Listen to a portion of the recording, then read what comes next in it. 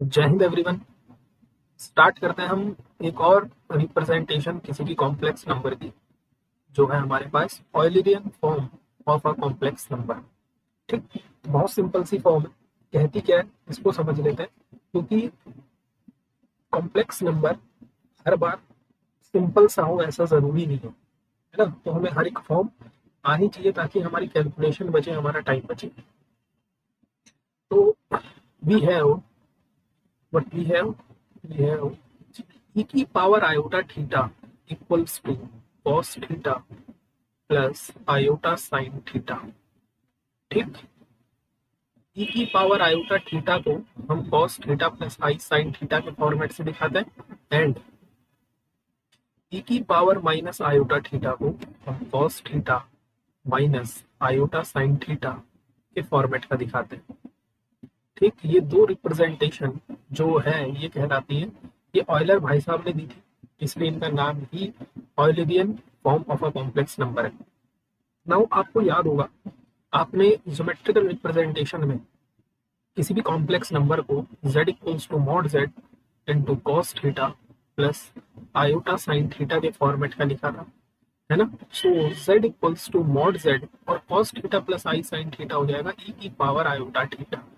ठीक, सो किसी भी कॉम्प्लेक्स नंबर का ये दूसरा रिप्रेजेंटेशन। अब यहाँ पर सबसे सहूलियत की बात हमारे लिए पता है क्या है, कि यहाँ थीटा कुछ भी हो, ये सीधा e की पावर में चला जाएगा।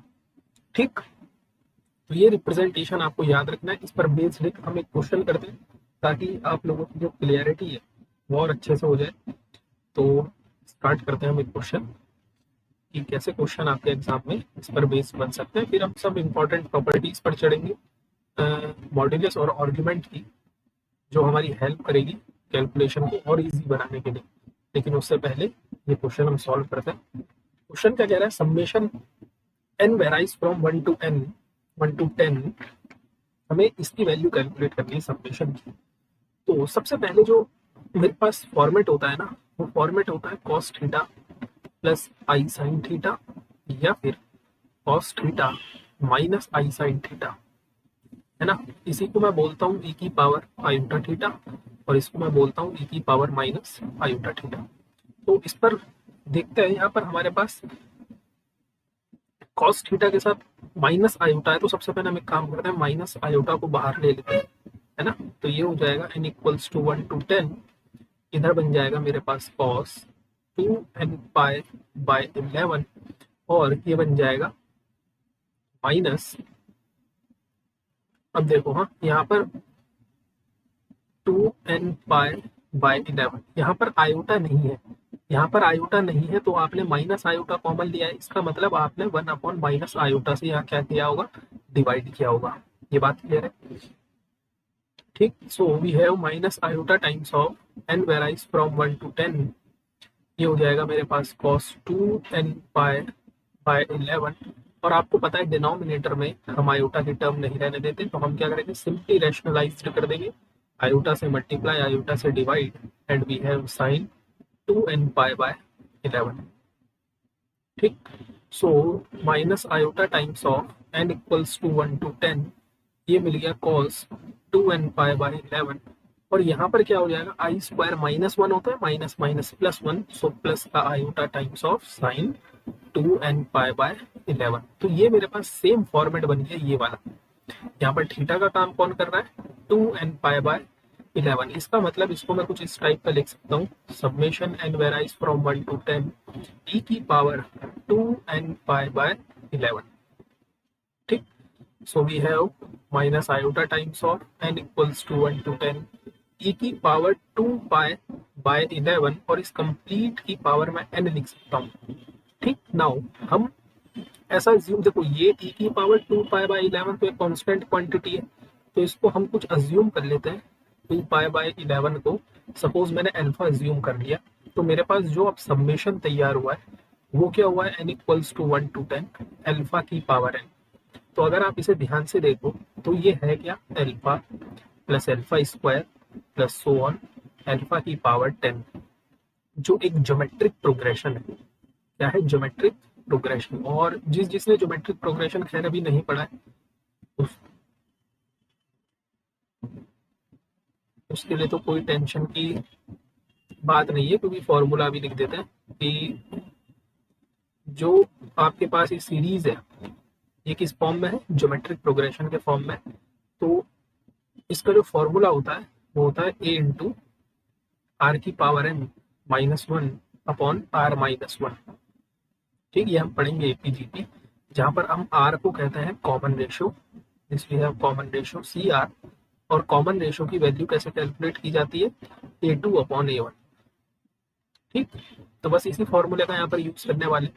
तो a मीन्स फर्स्ट टर्म, तो सबसे पहले minus iota times of first term कितनी मेरे पास अल्फा, कॉमन रेशियो r क्या होगा, r होगा into second term upon first term मतलब अल्फा। सो अल्फा की पावर n, n होता है total number of terms, total number of terms कितनी है 1 से लेकर के 10 तक। सो अल्फा की पावर 10 -1 अपॉन अल्फा -1। ये बात क्लियर हुई आप लोगों को। ठीक, तो ये हो जाएगा minus iota times of alpha की power 11 minus alpha times of alpha -1। ठीक, नाउ अब अल्फा की पावर 11 की वैल्यू कैलकुलेट करना हमारे लिए सबसे बड़ा टास्क है, क्योंकि अल्फा की पावर 11 की वैल्यू हमें मिल गई तो हमारा काम बन जाएगा। अब आप ध्यान से देखो अल्फा आपने अज्यूम किसे किया है। ठीक है, हम देखते हैं, मैंने जो अल्फा अज्यूम किया है ना, वो अल्फा अज्यूम किया है e की पावर 2 पाई बाय 11 को। सो अल्फा की पावर जो 11 होगा वो क्या हो जाएगा, e की पावर 2 पाई बाय 11 की पावर n। 11 से 11 कैंसिल आउट हो जाएगा। सो दिस इज e की पावर 2 पाई, और e की पावर 2 पाई मतलब cos 2 pi plus i sine 2 pi, और cos 2 पाई होता है 1, साइन 2 पाई होता है 0। मतलब अल्फा की पावर 11 की जो वैल्यू है ना वो 1 के इक्वल है।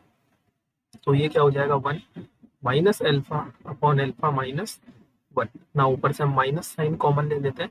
सो अल्फा -1 अपॉन अल्फा -1 ये कैंसिल आउट हो जाएगा। तो मेरा सिंपली आंसर कितना आ जाएगा, आयोटा। मतलब ये जो आपको समेशन गिवन है इसकी वैल्यू कितनी हो जाएगी, आयोटा। तो कैसे प्रोसीड करना है हमें ऑर्डिनरी फॉर्म में, वो आपने क्वेश्चन के थ्रू समझा। नाउ अब हम आगे बढ़ते हैं कुछ इंपॉर्टेंट रिजल्ट के साथ मॉड्यूलस एंड आर्गुमेंट के, और ये इंपॉर्टेंट है और बहुत बार आपकी कैलकुलेशन को इजी करने के काम आएगा। तो सबसे पहली प्रॉपर्टी हम पढ़ते हैं आर्गुमेंट की, कि सपोज सबसे पहले हम ऐसा अज्यूम कर लेते हैं कि z1 z2 z3 these are any three complex number, any three complex number and suppose θ1 θ2 और θ3 ये हमारे आर्गुमेंट है, आर्गुमेंट। ठीक, ये हमारे आर्गुमेंट है। तो सबसे पहली प्रॉपर्टी ये कहती है कि जो आर्गुमेंट ऑफ z बार होता है, अगर आपको z बार यानी किसी भी कॉम्प्लेक्स नंबर के कॉन्जुगेट का आपको अगर आर्गुमेंट फाइंड आउट करना है, सो this is simply minus times of argument of z। मतलब आप z का आर्गुमेंट कैलकुलेट करो, उस पर माइनस साइन अप्लाई कर दो, तो वो आर्गुमेंट ऑफ z बार बन जाएगा।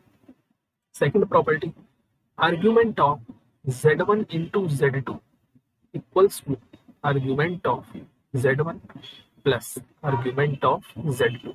मतलब आपको अगर कोई भी दो कॉम्प्लेक्स नंबर मल्टीप्लाई में देखना है और उनका आर्गुमेंट आपसे पूछा है, तो आप सिंपली उन दोनों का अलग अलग आर्गुमेंट कैलकुलेट करो और उनको ऐड कर दो आपस में, तो आर्गुमेंट निकल जाएगा।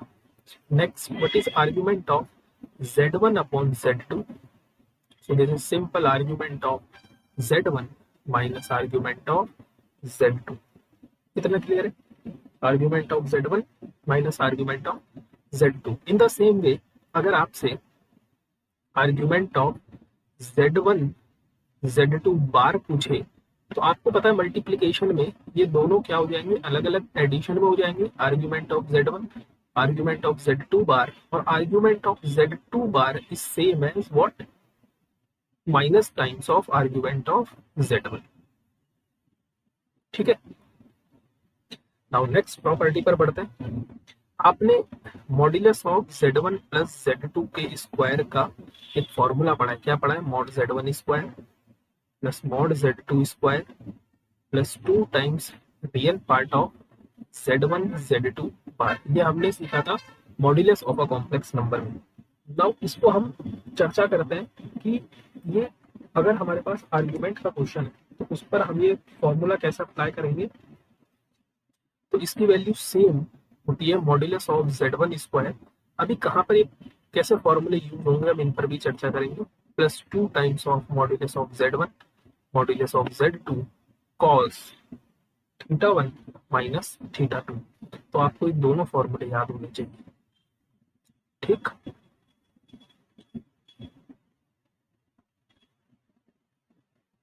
Next modulus of z1 minus z2 का स्क्वायर। सो ये सेम ही रहेगा, बस यहाँ पर माइनस का साइन अप्लाई हो जाएगा, बाकी चीजें सेम टू सेम रहेगी। ठीक है, ये बात क्लियर है आप लोगों को। तो ये कुछ इंपॉर्टेंट प्रॉपर्टीज हैं बेस्ड अपॉन आर्ग्यूमेंट। ठीक, नाउ इसके बिहाफ पर क्वेश्चंस कैसे बनते हैं जरा उन पर चर्चा कर लेते हैं। ठीक, एक बेहतरीन सा क्वेश्चन करते हैं।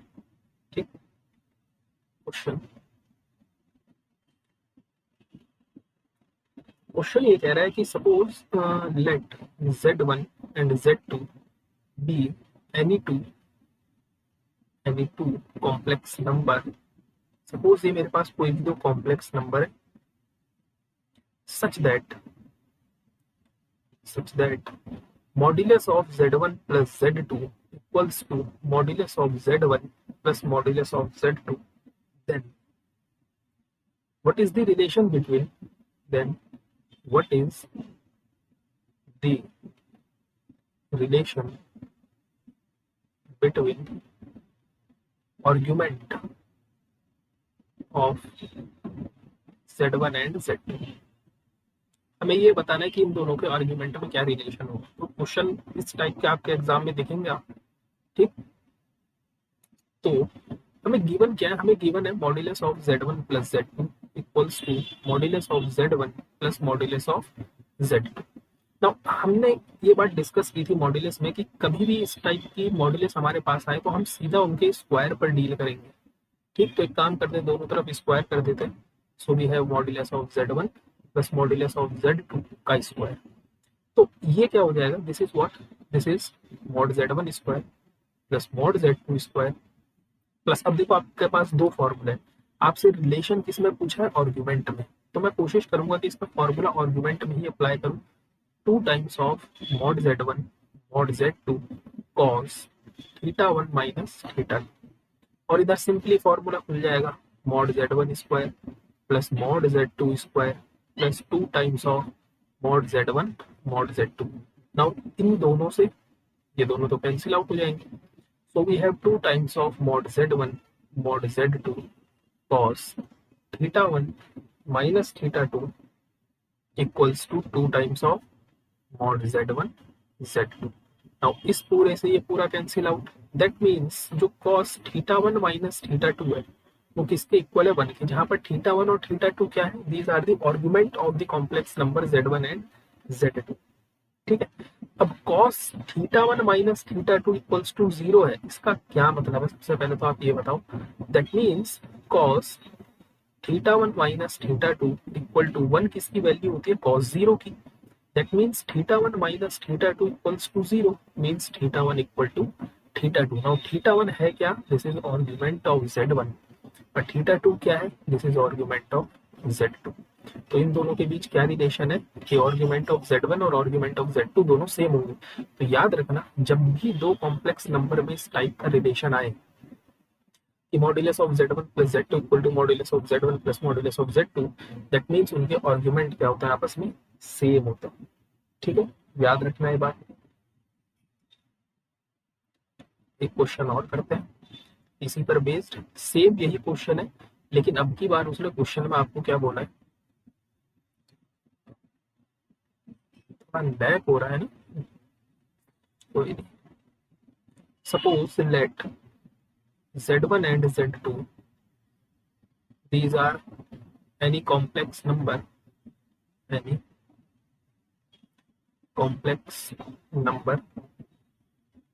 such that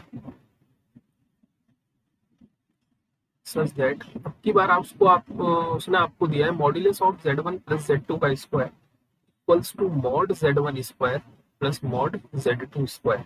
अगेन आपको बताना है कि क्या रिलेशन होगा। ठीक, तो चेक करते हैं। मैं आपको ऑप्शन भी दे देता हूँ, एक काम करता हूँ। सबसे पहला ऑप्शन है आपके पास कि real part of Z1 upon Z2 की वैल्यू 0 है ना। Second part, second option, imaginary part of Z1 by Z2 की वैल्यू 0 बनेगी। Third, real part of Z1 into Z2 की वैल्यू 0 बनेगी, और imaginary part of Z1 into Z2 की value 0 बनेगी। अब चीजों को लेकर के कैसे सोचे, है ना। हमें गिवन क्या है, हमें गिवन है modulus of Z1 plus Z2 का square equals to mod Z1 square और plus mod Z2 square. Now simply आपको यहाँ पर आर्ग्यूमेंट के ऊपर बात करनी है या नहीं करनी है। आपको ये दिख रहा है कि आपके ऑप्शंस में रियल पार्ट और इमेजिनरी पार्ट पूछा है। आपको पता है modulus of Z1 plus Z2 का होल स्क्वायर जब मैं अप्लाई करूंगा तो मुझे इसमें रियल पार्ट दिखेगा, है ना, real part of Z1 Z2 बार। ये फॉर्मूला अप्लाई है ना आपने कि modulus of Z1 plus Z2 का स्क्वायर जो होता है वो होता है mod Z1 square plus mod Z2 square plus 2 times of real part of Z1 Z2 बार, है ना। और ये चीज उसने किसके बराबर दी है, ये चीज बराबर दी है Z1 square plus Z2 square के। नाउ आप यहाँ से इन दोनों को तो कैंसिल आउट कर दोगे, यहाँ से आप ये डिसाइड कर लोगे कि real part of Z1 Z2 bar equals to 0, लेकिन ये तो ऑप्शन में है ही नहीं, है ना। ये तो चीज ऑप्शन में है ही नहीं, तो हम कैसे प्रोसीड करें। तो एक काम करते हैं, हम आर्ग्यूमेंट वाला फॉर्मूला अप्लाई करके देखते हैं कि हमें वहां से कुछ हेल्प मिलती है या नहीं मिलती है। Plus 2 times of modulus of Z1 modulus of Z2 cos θ1 minus θ2 equals to mod Z1 square plus mod Z2 square. तो इन दोनों से तो मेरे ये दो कैंसिल आउट हो जाएंगे, ठीक। So 2 times of modulus of Z1 modulus of Z2 cos θ1 minus θ2 equals to 0। Now यहाँ से मैं ये इंप्लाई कर सकता हूँ कि cos θ1 माइनस θ2 0 के बराबर है। अब क्या मॉड्यूलस ऑफ Z1 0 के बराबर हो सकता है? सबसे पहली बात, मॉड्यूलस ऑफ Z1 और मॉड्यूलस ऑफ Z2 0 के बराबर नहीं हो सकते। क्यों नहीं हो सकते? क्योंकि अगर मॉड्यूलस ऑफ Z1 और मॉड्यूलस ऑफ Z2 0 के बराबर हो गए तो Z1 और Z2 जो दो कॉम्प्लेक्स नंबर है ये ही 0 के बराबर हो जाएंगे, और 0 के बराबर हो जाएंगे तो क्वेश्चन मीनिंगलेस हो जाएगा। इसका मतलब केवल एक ही तरीका बचता है कि cos θ1 माइनस θ2 को ही किसी तरह 0 बनना पड़ेगा। इसका मतलब θ1 माइनस θ2 को किसके बराबर बनना पड़ेगा? π/2 के बराबर बनना पड़ेगा। इसका क्या सेंस हुआ? नाउ θ1 क्या है? This is argument of Z1 minus θ2 क्या है? This is argument of Z2, this is equals to π/2। Now argument of Z1 minus argument of Z2, अभी हमने प्रॉपर्टी समझी है Z1 upon Z2 equals to π/2। ये बात समझ में आ रही है? अब किन्हीं भी दो कॉम्प्लेक्स नंबर का आर्गुमेंट π/2 के इक्वल है, इसका मतलब क्या है? अब आप यहां से डिसाइड करो कि कौन से ऑप्शन पे हम सही जाए। किन्हीं भी ये Z1 बाय Z2 है क्या? Z1 बाय Z2 एक कॉम्प्लेक्स नंबर है। सबसे पहली बात, किसी भी कॉम्प्लेक्स नंबर का आर्ग्यूमेंट π/2 है। आप समझो बात ध्यान से, आर्ग्यूमेंट क्या होता है? थीटा। थीटा कहाँ पर है? एग्जैक्ट 90 डिग्री यहाँ पर π/2 है। अगर कोई भी कॉम्प्लेक्स नंबर इस एक्सिस पर होता है, आप चीज समझ पा रहे हो, Z1 बाय Z2 एक कॉम्प्लेक्स नंबर, इस कॉम्प्लेक्स नंबर का आर्ग्यूमेंट π/2 है। आर्ग्यूमेंट का मतलब जो इस कॉम्प्लेक्स नंबर ने एंगल बनाया है एक्स एक्सिस की पॉजिटिव डायरेक्शन से, वो पॉजिटिव वाई एक्सिस में। पॉजिटिव वाई एक्सिस में एक ही टाइप के कॉम्प्लेक्स नंबर होता है जो क्या होता है? प्योरली। इसका मतलब Z1 by Z2 is purely imaginary. इसका मतलब अगर ये प्योरली इमेजिनरी है तो real part of Z1 by Z2 definitely 0 होगा। कौन सा ऑप्शन सही हो जाएगा? ये ऑप्शन आपका अगेन सही हो जाएगा, ठीक। तो नेक्स्ट लेक्चर में मिलते हैं क्यूब रूट ऑफ यूनिटी के साथ, जिससे बेस्ड हर बार आपके एग्जाम में क्वेश्चन बनता है। तब तक के लिए जय हिंद, जय भारत।